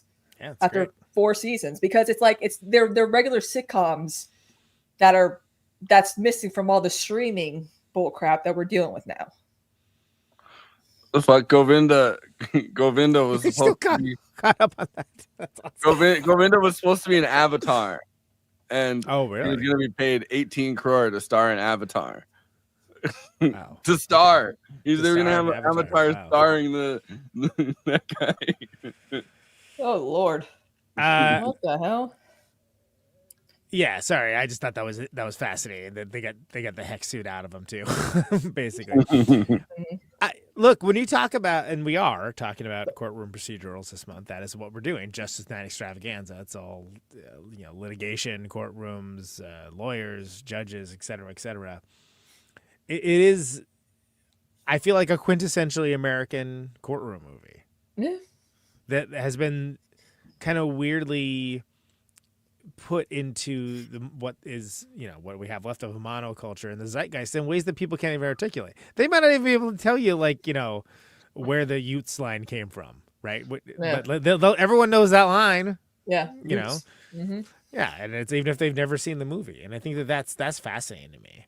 Every and you also have, and think about right. And if you think about, I think it's what Marisa Tomei is in this movie, like.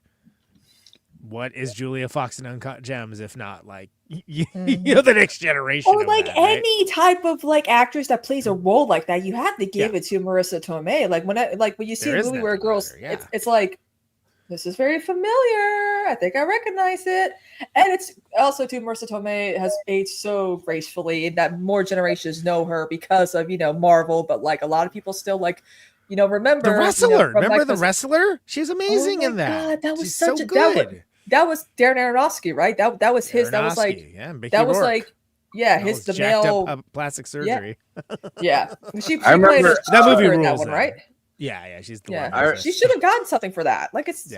I remember which is one of my favorite Marvel movies, I think, out of the the ones I've seen. But I remember seeing Civil War, and they're like, "Oh, it's Aunt May," and it's Marisa Tomei. And then I was thinking about the Aunt May from the original Spider-Man, and my brain just how old she is. Yeah, she's like a granny.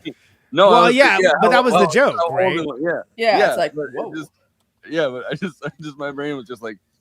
Yeah, it's wait a second, Aunt May's hot now? What's happening? What are we doing here? They definitely wokeness needs to stop. They made Aunt May hot. But she's also, I want to say she's 60 or something now too. She is. She's my mother's age. She's I think she was also born in 64, so she was 28 when she did My Cousin She's Vinny one of those, Robin Wright in them that just never seems to age. Also it helps her to be, unproblematic and a very liberal woman and awesome and being problematic ages you. Is that what it is? No, it does. Yeah, it does. Mm-hmm. Yeah. But like let's she see ages what happens with Gal gracefully. Gadot, I guess. Mm. Gal Gadot, Even though she's getting whatever. work done, I can tell her face is more puffy. Let's give her the Israel serum, and she'll just keep looking young. But Penis to vagina. I love that book. Yeah, I mean, like, yeah, she really is 60. Holy shit!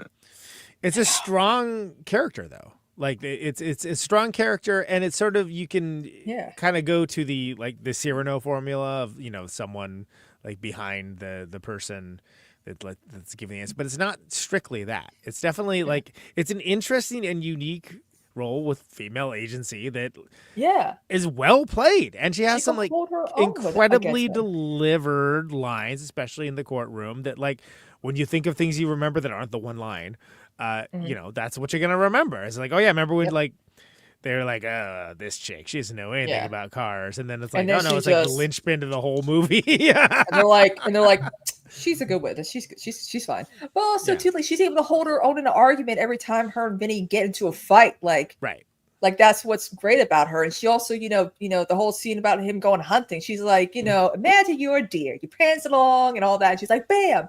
And she's like, would you care what type of pants the son of a bitch who shot you was wearing? And I'm like, good point. Like, what do you know about hunting?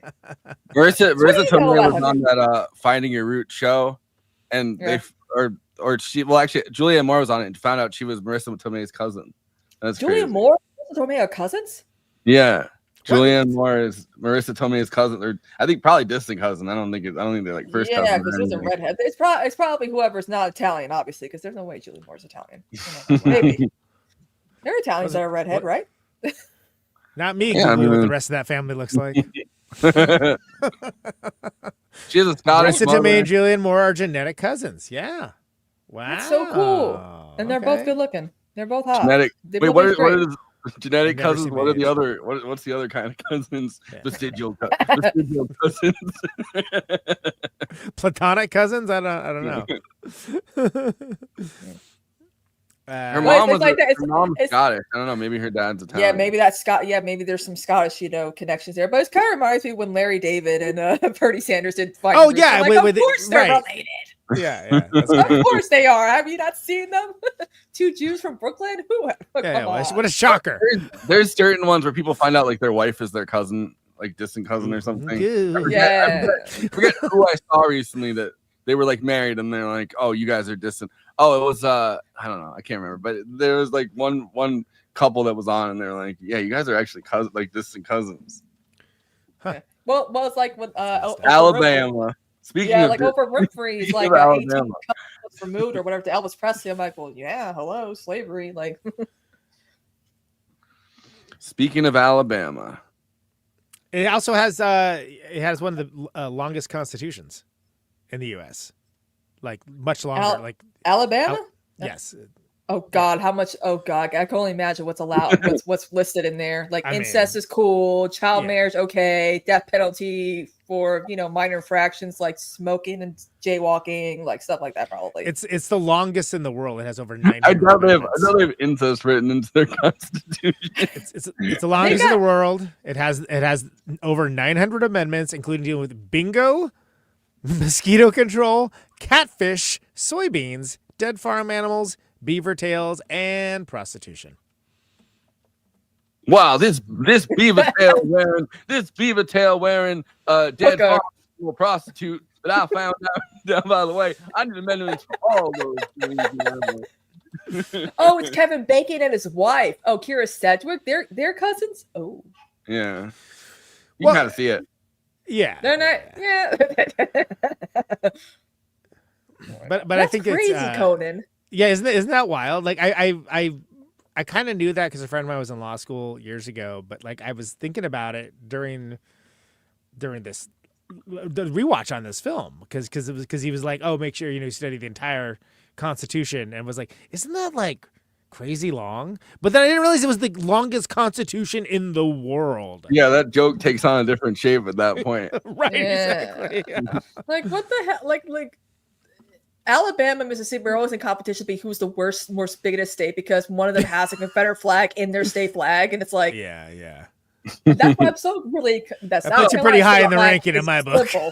I cannot change my state flag it might have a Confederate flag inside of it, but I swear that's not the main part of the Like flag. we got a symbol. We got the palmetto tree and a crescent moon. I'm like, oh, and it's blue and white. I'm like, oh, thank God. Yeah, it's glass houses. I thought it would be worse. Honestly, I thought it would be much worse when I, growing up. And I'm like, oh, okay. But Alabama, man, like I had relatives who lived in Alabama, and one time we had a tornado warning, and my mom's like sitting outside the hotel, like, yeah, sirens go off, and I'm like, when a tornado's behind her house, one time, you're not gonna like it, and she experienced that and did not like it. But that's why I feel like when he makes that comment, and he's like, people seem to think up north that we practice law with a certain informality down here, and it's like, no, informality is not necessarily what I think. That's the word I would use. Yeah, racism, prejudice, perhaps. I feel like the Southerners are far more attuned to the law because for a long time the letter of American law favored their many causes and interests, including slavery. I think you mean the war of northern aggression, sir. God, no, wait. The North had more slaves. Remember, the North had more slaves, and they didn't want to, go to manufacturings or whatever, textilian, whatever. I'm like, shut up. I'm like, the South did not want to, give up their slaves. Shut the fuck up. And that's I like when people say states' rights. And there's that meme that's like, states' rights to what? States' rights to what? To what? Yeah. What? And you're chasing them. What rights you they have the goose with the knife in its mouth. Yeah. Which ones you talk about? But yeah, that's not what I think of like Southerners as being like legal pedants. Yeah, but there is like, I mean, you still see it online and stuff when like a natural disaster hits the South, right? A lot of times, like the most kind of annoying liberal like commentator kind of people up north will still be like, oh, red states shouldn't be like. Imagine if we didn't give red states any aid, and then it goes back and forth like that, and it's like there still is like that kind of scoffing thing that goes on between the North and South. Well, I mean, a lot of Republicans be like, we're not going to give, New York any hurricane relief because we're still begging for Katrina to leave, 10 years later. I'm like, get over it. Wait, wasn't that George W. Bush was president back then? No, but I'm saying like when Hurricane, what was it, Sandy that hit New York and New Jersey? A lot of Republicans were like, we're not going to give whatever, I'm like, shut up. But that's what's. But no. What I like about this movie though is that it doesn't.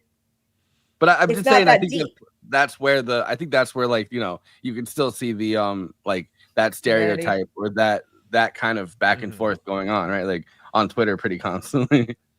Yeah. Can I say Sack of Suds as the name of the convenience store is pretty classic, and then yes, real place, by the way. They closed down and reopened later, but you could go to actual Sack of Suds in Monticello, Georgia, if you didn't have the flu. A whole store had the flu. State Road 16 apparently. So there you go. Sack of Suds. Apparently you could buy a print on Etsy that someone drew. Says Sack of Suds. And it even has the green convertible outside of it. Is anybody shortchanging your slush puppy while it's in the background? Yep. I love how when once Vinny gets more relaxed and confident, he goes like up to like the jury. He's like, "Hey, how you doing?" Like, yeah. Like he's getting that confidence. He gives Marisa Tomei like a high five at one point, and he even goes like I'm thinking, and it's like, yeah, if I was that Southern judge, I'd fucking hate that guy. Yeah, he's like, he's doing so good. What happened? Yeah. I will put you in contempt of court for doing so good. Like, there's a fucking surprise. Yeah, it is kind of crazy that judges can just put lawyers in contempt of court. Like that is kind of nuts, right? Like how never mind. That's our judicial system. Free speech, whatever. They ain't no my free courtroom. Yeah, you don't have freedom of speech in the courtroom. That is a misnomer. No freedom of speech in my courtroom.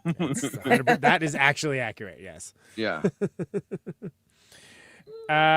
Yeah. So, Letterboxd is a place for film lovers to talk at with and to each other about the films that they love, the films that they didn't love, the films that are just exclusively they're there for the thirst posting from Marisa Tomei. Hey, Do as thou wilt shall be the whole of the law. And of course, this is a bottom-up democracy. Everyone gets to have their say, not just the Siskel's and Eberts of the world. Everyone gets to chime and opine about the movies that they love, the movies they didn't love, the movies that they quote endlessly ad nauseum.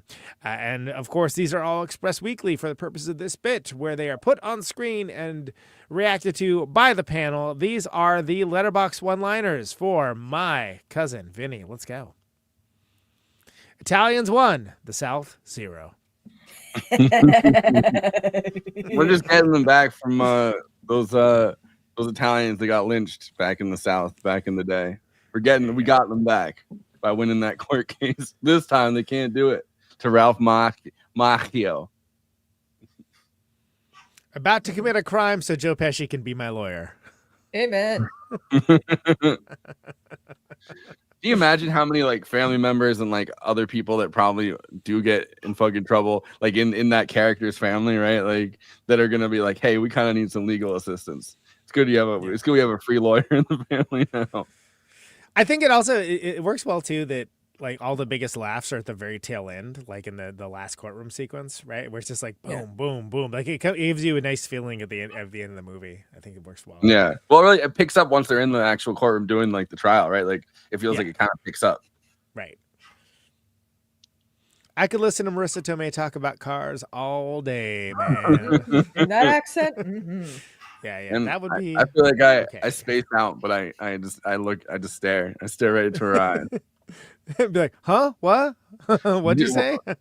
I'll miss your testimony, but I assume it was great. I say. He even asked under oath. He asked the FBI guy, who's in a million things. I forget that character actor's name, but he even asked that guy. He's like, she's cute, isn't she? And he has to be like, well, yes. Yes, sir. Don't want to be inappropriate now. Be right back. Going to buy Joe Pesci's outfits. The one that really gets me is the prom outfit. It's literally he literally has the prom tuck. You mocking me with that? Yeah, that's great. I'm holding you in contempt of court. I love that. I love that. He's like, what else the fuck you do? He's like, what else the fuck you do? And he's like, what'd you say? Like, what did I say? What? Yeah. 12 Angry Men wishes. Oh my God! Let there be a spinoff about the jury on My Cousin Vinny. Oh man. The carefully selected, racially diverse jury. 12 Angry Crackers. What are we doing here? What is it? That's probably whoa! 12 Cracker Barrels. We can't say that word on Twitch. Oh God. Okay, sorry. There's delicious. No, but that's probably the most whatever, like not accurate part of the film is like the incredibly racially diverse jury when they're trying to outside two outsiders.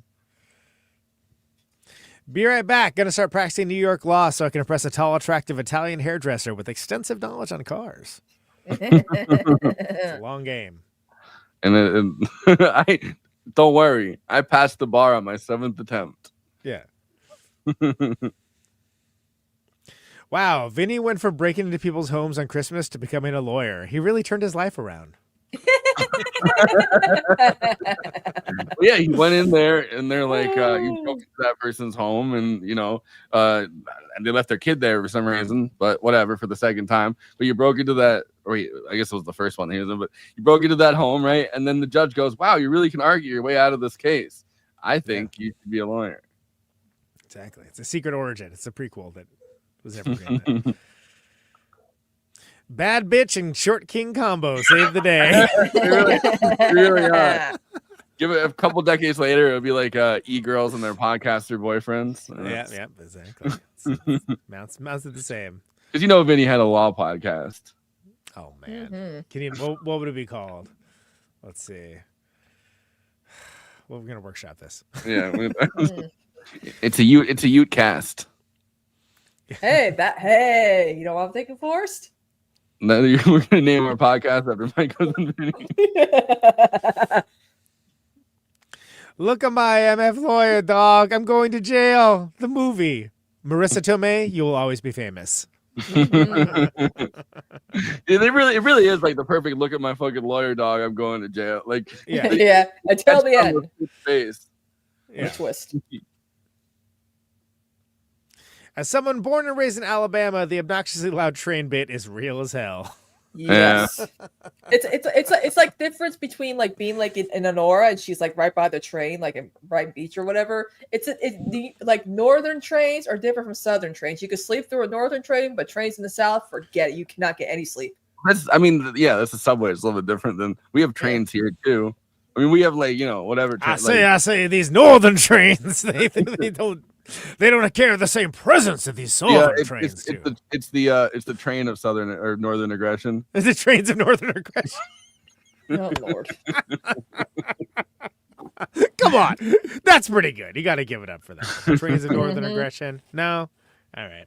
Anyway, those are Letterboxd one-liners for My Cousin Vinny. Please follow the show at Movie Night Extra on Letterboxd, where we are doing stories of all the episodes that we do on this lovely show, as well as linking to all attendant short-form material, things along those lines. Follow us on there. You can participate in the conversation, see all our movie lists, theme months, all that good stuff. At Movie Night Extra on Letterboxd. The Ute counselor over there, Forrest, at Always Flacco. You can follow him to find out all about these Utes. These trains of northern aggression. You can follow him to find out all about that. And all the movies that we're covering here and so much more. I am the Ute of America at Conan Neutron. And I'm doing the highbrow, the midbrow, the populous fair. Follow me along for the Criterion Challenge, which I am poking my way through. And still on task, even with all the touring that we have coming up. So follow me along for that, and you will have a good time. I don't know. I know. I've been watching way too much Letterkenny because when you said Torin, my brain heard it as Chorin. I've been doing Chorin. Chorin. It's about the same, really. Stop there. Many hands make the light work. Kristina. At Kristina on Letterboxd, Marisa Tomei's Oscar. She is logging all the stuff that we do here and so much more. So please follow her on. Did you see all the movies I logged in one day the other day? You're going nuts over there. I love daylight savings time's fucking me up, baby. Just want to watch movies now and just lay in bed and not stream. Yeah, I'm so tired. Yeah, I hear you. We had the unlucky. We were traveling that day, and it was on an International Women's Day. They made it shorter. Conan is a real ally. Exactly. We know what we're gonna do. It's Trump, his anti DEI thing. He's like, we're gonna shorten Women's Day by 1 hour. Exactly. It was an edict. Yeah. Even though he made it a national thing, I'm like, we've been celebrating it since 1987, dude. Where have you been? Let's hit it with the plugs. If you're watching us on YouTube, please like and subscribe. And then hit the bell to get notified whenever we're streaming. And we'd humbly request that you watch the video to the end because it helps us with the algorithm and helps more film fans to discover the show.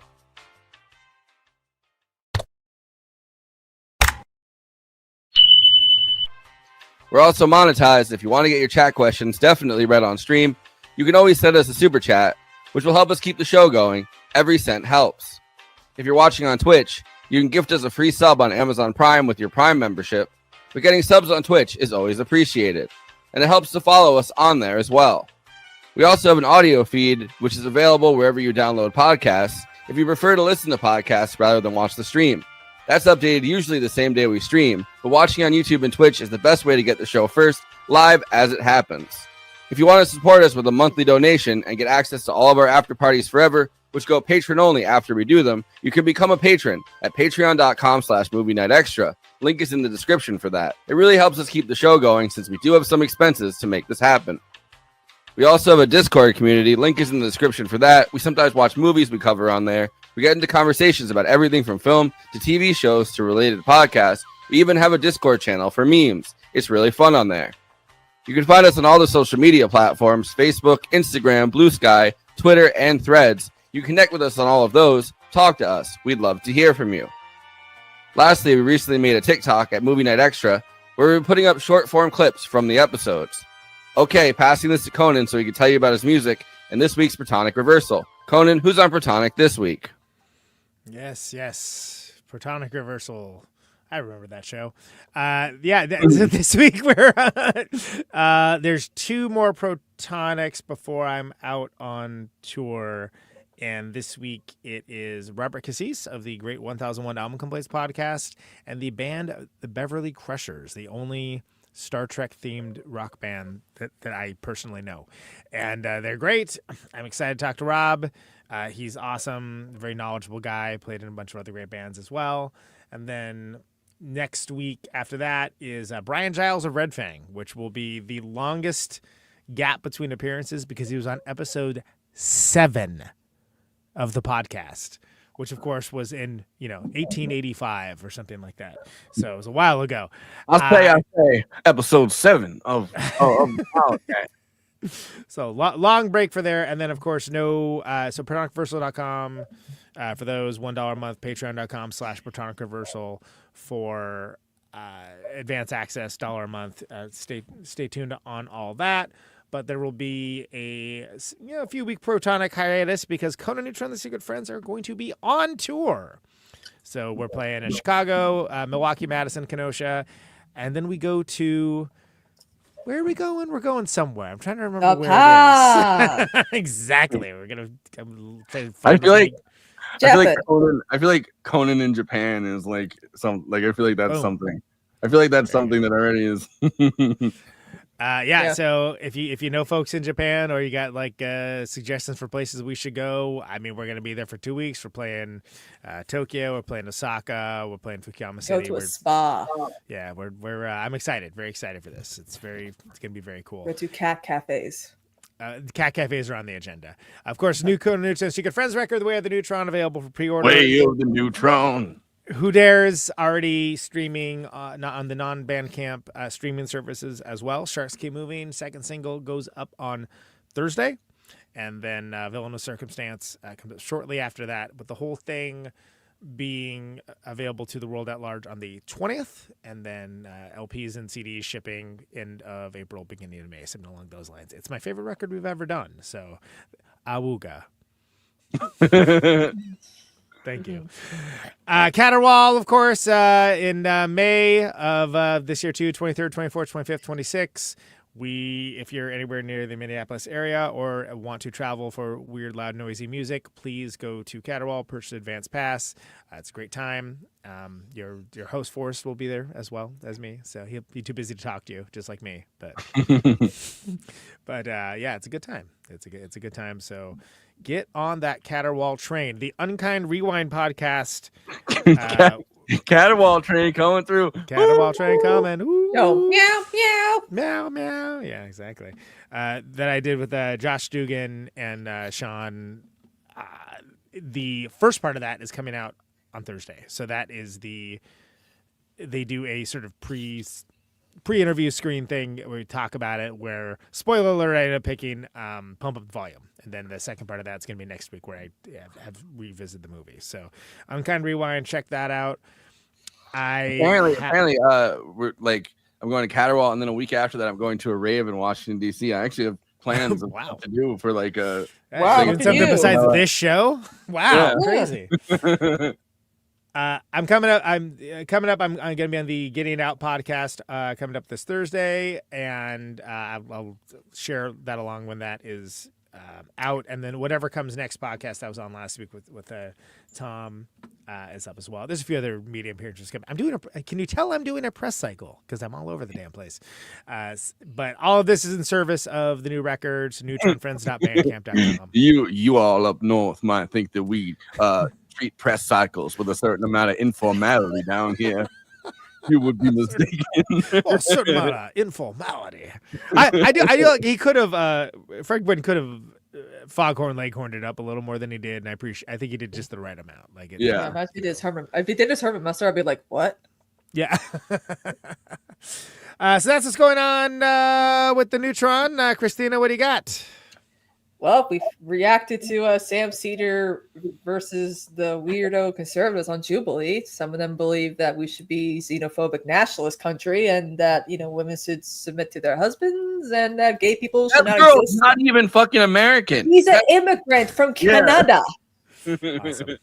Yeah. I saw that tweet or post. He's today. famous now. Apparently, he's famous now. Like everyone knows who he is, and I'm like, well, I posted it, and I had people that like I don't know from this world that were I just know in real life that were like I watched it too, and you know, like yeah, I had a lot of normie people, and all of them agree. They're like, he's cute, and I'm like, back off, okay, back off.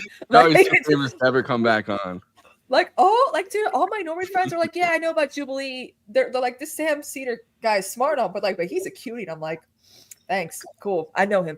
But it's funny and then the one person who's like, who basically said, oh God, there's just so many awful things that they were saying, like not knowing about security. I had to like, you know, pause. I had to be like sipping a drink when I was watching it. I was sober watching it. But I couldn't have done that.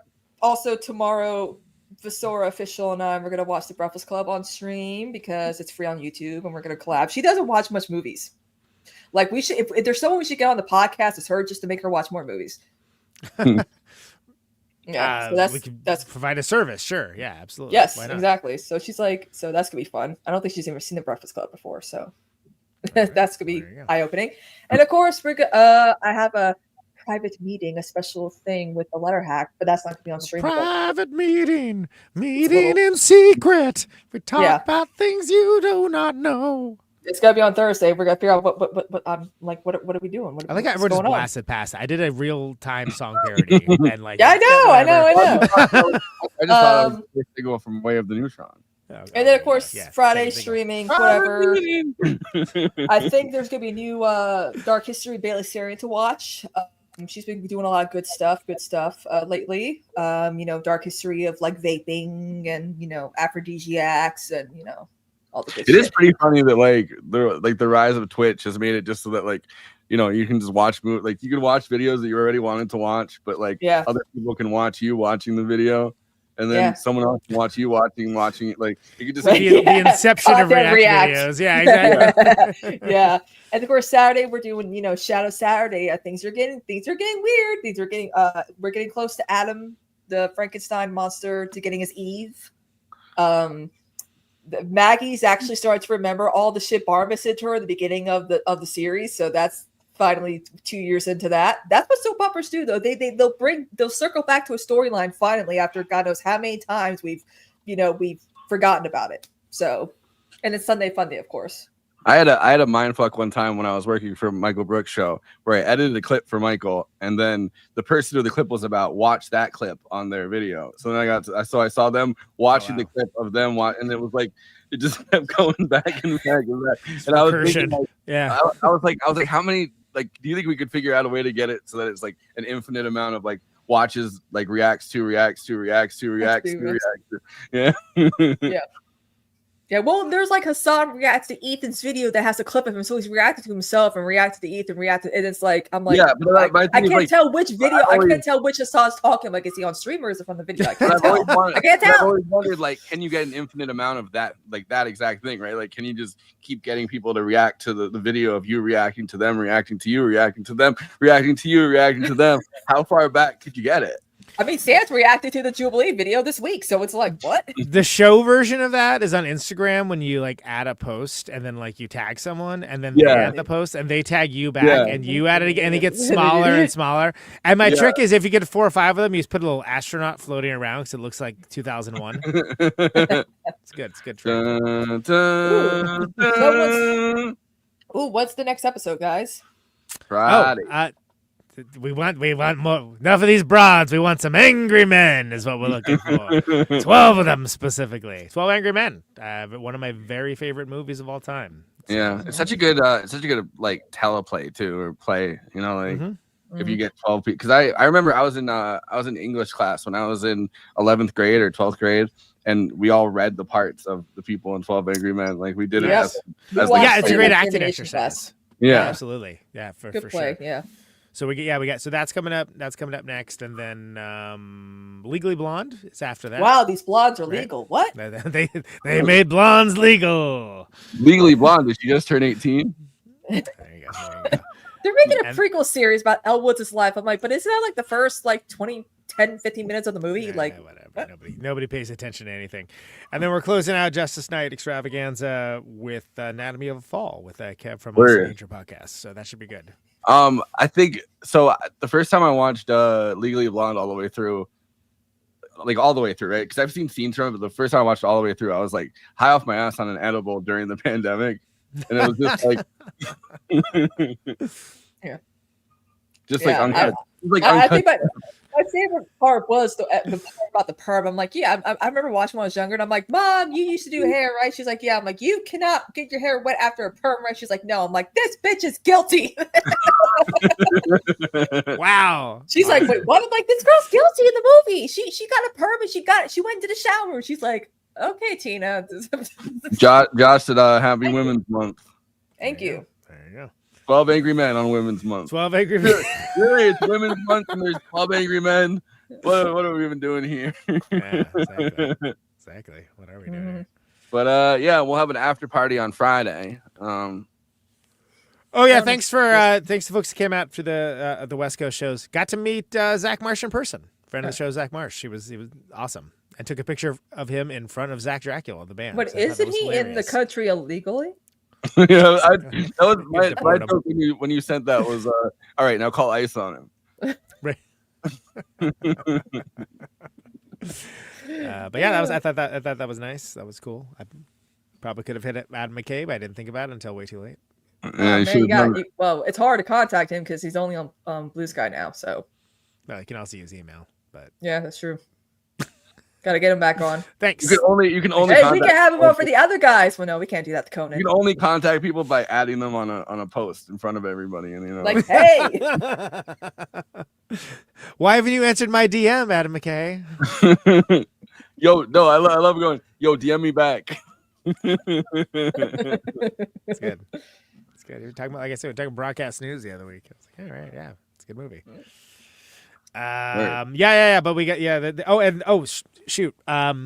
More tour announcements for Secret Friends on 20th too. Yeah. So final thoughts, right? Thursday. We still haven't done those. Yeah, still have to do final thoughts. We still have to do final thoughts. Kristina, would you please give the jury your final thoughts? I find this film to be completely guilty of being one of the greatest law comedies of all time.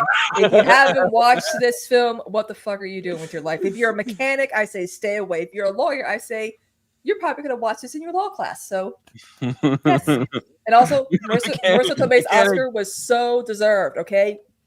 Mechanics, no. Lawyers, yes. Yes, of course, better than Liar. Are you kidding me? Come on. Conan, would you please give the court your closing arguments? Yeah, very highly enjoyable courtroom comedy drama. Lots of great bits, setups, callbacks, good fish out of water story. Nothing is laid on too heavily. It's not too self-important. It's not meant to be too breezy either. It hits just right. And I wish there were more of these kinds of movies now. I wish that everybody wasn't trying so hard to be elevated. Like that. Sometimes it's good just to have. It's just a good movie, and that's all there is to it. You don't need to think. Let's get elevated, brah. Marisa Tomei on the witness stand is she earned that Oscar. Sorry, haters. Well, after hearing the two of your arguments, I move that the state dismisses all charges on the movie My Cousin Vinny. Yeah. I feel like they should have had like TV music where it's like dun dun dun dun. Right. Confetti suddenly comes down in the courtroom. Like, what? Where did that confetti come from? Celebrate good times. Come on. Yeah. It's like I love that everyone waves them away. Like 5 minutes ago, they were like, "We're gonna kill these two boys. We're gonna fry these two boys in the electric chair." And then they're like, "Oh, we dismissed all charges." And then like, "Well, come back now. You hear?" Like, yeah, exactly. Yeah. It's great. I mean, this is. I think it's funny that Kristina's been waiting to cover this one since before she was even a regular on the show. That's hilarious. This is before she was ever on the show. Yeah, it's like I want to go on for that, and then we did something else. And I was like, okay. Same night that At least you got used to it early. it was the same exact night that you first came on for like that third episode, I think, because I remember I was at my great aunt's house and I was online at like 6 a.m. for some reason. I was like, so we want to come on and do, and she's like, My Cousin Vinny. All right, there you my go. my paisan Vincent, you know. Longest setup for the execution of the history of the show. But here we are. We did it. I've been on death row for all that time. Yeah, I'm finally getting released. I've been finally my innocence. Exactly. After a devastating character witness. Kristina Oakes, you have used up all your appeals. I'm sorry. This execution's going to. I'm busting Luigi out. Exactly. They suffer enough. Yeah.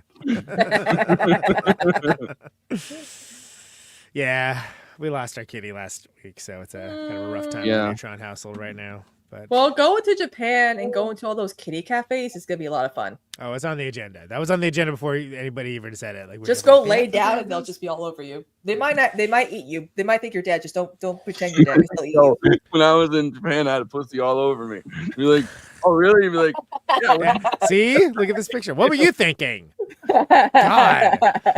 So. Jack's still around, who has been on camera many times, but poor Icky the Dragon is who has been on this very show. Yeah, is I've been gone until I'll be gone until Saturday, and the cats are driving my mom nuts because they're my cats. They sleep with me. They're always with me, even though one of them is her. Okay. What? Yeah. What is that to do with what I was saying? Nothing. No, but I'm just saying, cats. They're adorable. These cats are on an island. Yeah. Your cat was such a floofy boy. Some cats, he was. Yeah. Yeah. I remember meeting them when I came to your house and like slept upstairs. And he wanted to get upstairs, so he loved going places he wasn't supposed to go. Man, that kind of heart of adventure. So anyway, poor little lot for Icky the cat, everybody. Mm-hmm. He was an old boy though. He had a nice, good life. Life, but we still miss him quite a bit. Yeah. No, it never helps to be like, well, there, at least it's a good run though. Yeah. It was like, oh, thanks. Yeah. Thanks a pants load. I say that about people too. I'm like, well, your grandma was old though.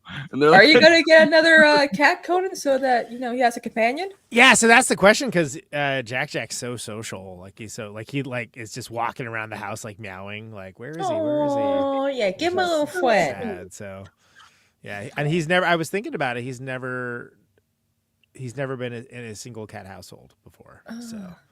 So yeah, well, there's an animal shelter that's doing, free fostering, like that's how we got the kittens. They already had their shots and they're fixed, and that's where Icky came from. He came from the shelter because black kitties they get the worst. Yeah, they don't. So. Yeah, and orange cats, because orange cats are the ones you got to worry about. They're the ones who are psychotic in their own breed. Black cats are chill, cool, sweet, adorable, but orange cats, they're born wrong. Their brains are just wired differently. Black cats on in October especially. It's one of those times where you really gotta. It's like when people buy husky dogs or Dalmatians after Game of Thrones or 1-1 Dalmatians, and they realize they're a lot to handle, so they bring them back into the shelters. And I'm like, yeah. That's assholes. Horrific.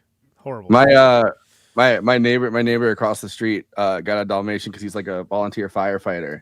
Oh, and that comes in handy. So he got a Dalmatian so he can bring it down to the firehouse with him. That dog jumps up like crazy though. Yeah. Oh yeah, those dogs are big, man. Yeah.